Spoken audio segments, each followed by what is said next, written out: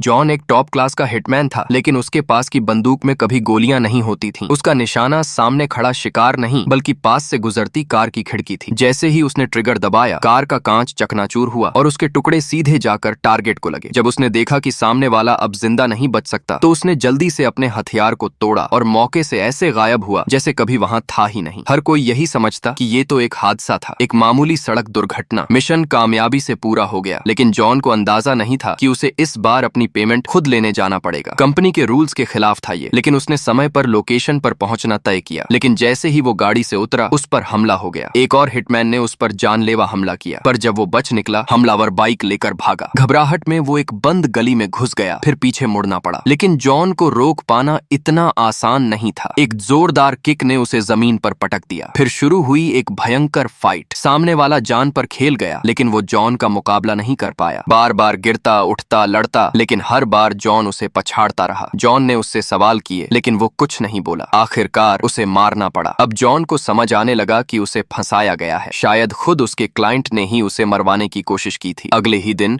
John को एक और झटका मिला। उसकी एक्स गर्लफ्रेंड की मौत हो गई थी। हालांकि वे अब साथ नहीं थे, लेकिन वो उसे कभी भूल नहीं पाया था। अंतिम संस्कार के दिन वो चुपचाप कब्रिस्तान पहुंचा, फूल चढ़ाए और वापस जाने लगा। तभी लड़की की एक दोस्त ने उसे रोक लिया और एक ऐसा राजा बताया जिसने जॉन की जिंदगी पलट दी। वो तुम्हारे बच्चे की मां बनने वाली थी। जॉन को यकीन नहीं हुआ, और जब पुलिस रिपोर्ट पढ़ी, उसमें 2 लुटेरे बताए गए थे जो उसके पैसे छीनकर भागे और फिर ओवरडोज से मर गए। लेकिन जॉन को शक हुआ, क्या सिर्फ पैसे के लिए कोई 2 लुटेरे हत्या कर सकते हैं? तभी उसे पोस्टमार्टम रिपोर्ट मिली। उसकी गर्लफ्रेंड के शरीर में बार्बिचुरेट नाम का केमिकल मिला, जो असल में प्रोफेशनल किलर्स द्वारा इस्तेमाल किया जाने वाला रैबिट इंजेक्शन था। अब जॉन को यकीन हो गया, ये कोई आम डकैती नहीं थी, ये एक प्लान किया गया मर्डर था। उसने अपने पुराने साथियों से पूछताछ की और उन्होंने बेहिचक कबूल कर लिया कि उन्होंने ही उसे मारा था। बस एक कॉन्ट्रैक्ट था। तुम्हारे लिए एक बिजनेस हो सकता है, लेकिन मेरे लिए वो जिंदगी थी। जॉन का गुस्सा अब काबू के बाहर था। भीषण लड़ाई हुई, लेकिन जॉन किसी को बख्शने के मूड में नहीं था। दोनों हिटमैन एक एक करके जॉन के हाथों धराशायी हुए, पर जॉन जानता था असली दोषी वे नहीं, क्लाइंट था। तब वह अपने बॉस रे के पास गया, जो उसका मेंटर और गाइड था। जॉन ने सारा किस्सा बताया, हमला,